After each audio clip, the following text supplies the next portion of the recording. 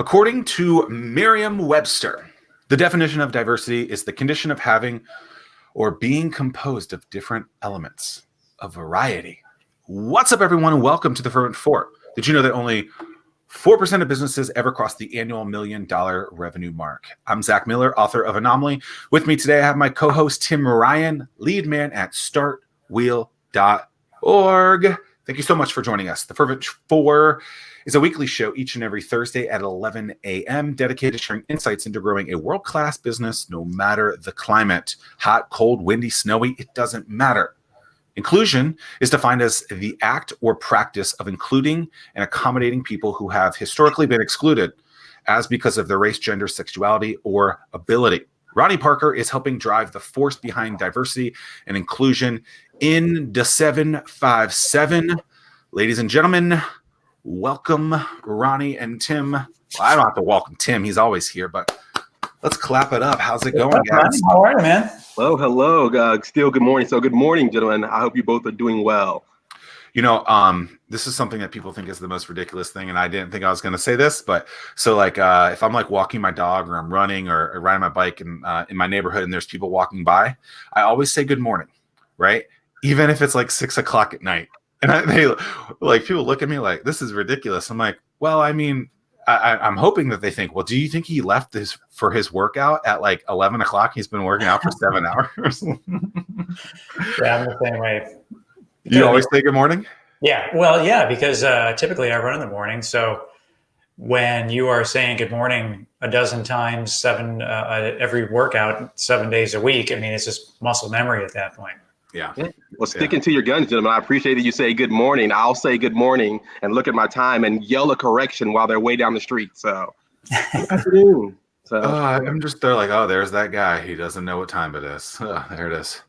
So Ronnie, this is a show that I think is going to be really, I hate the word interesting, but I'm going to say it's interesting. It's something that a lot of people talk about, but don't talk about, shy away. Those were two dictionary definitions of diversity and inclusion. Are they on point? How do you define kind of each of those things? And I think you added equity in there pre-show as well. Maybe just get a glimpse of how you feel about all those three things or what the definition. I try to keep it simple, you know. We're living in diversity every day. Our food options are diverse. Our clothes are diverse. What our outfit we decide to get on when we get out of the bed, it's diverse. So diverse is almost the easy piece, right? Like you go out of your door and you're in a diverse society.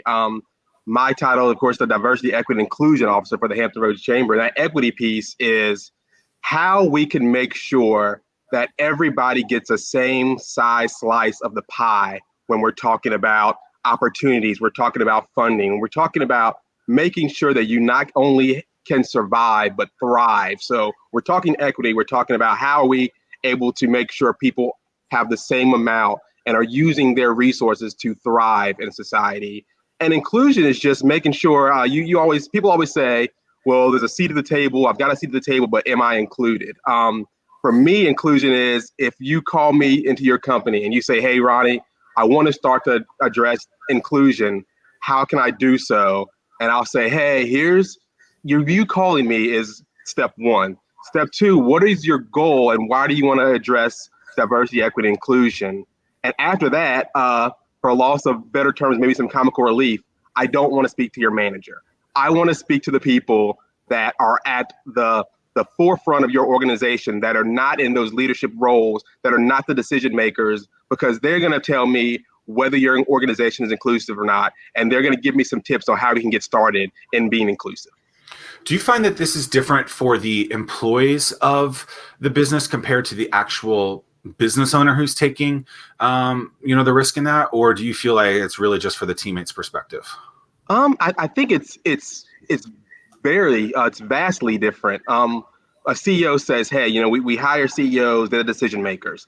Their job is to make sure that the company is moving in the right direction, bringing in that revenue and making the organization stand out. What we often tend to forget as CEOs is that we have the marketing team that they do great jobs. That's their job, to market the organization. But our first line champions are right there at our organization. And a lot of those are the frontline workers. So when I go and talk to a CEO and he says, look, this thing's running well, We're a well-oiled machine. Why do I need to change? And I say, great. Now, if you don't mind, let me have a roundtable discussion with some of your frontline employees. And you don't have to be in the room. You can, but I can promise you the conversations deviate when the CEO's in the room versus when the frontline staff are in the room. And they'll say quickly, either this organization is doing great, we love it here, our retention's amazing, we're happy, morale is up, or they'll say, man, this is, it's a paycheck, and I'm here because I'm worried about taking care of my family, but there's some things we can fix. So there's normally vast differences when we look at those two perspectives.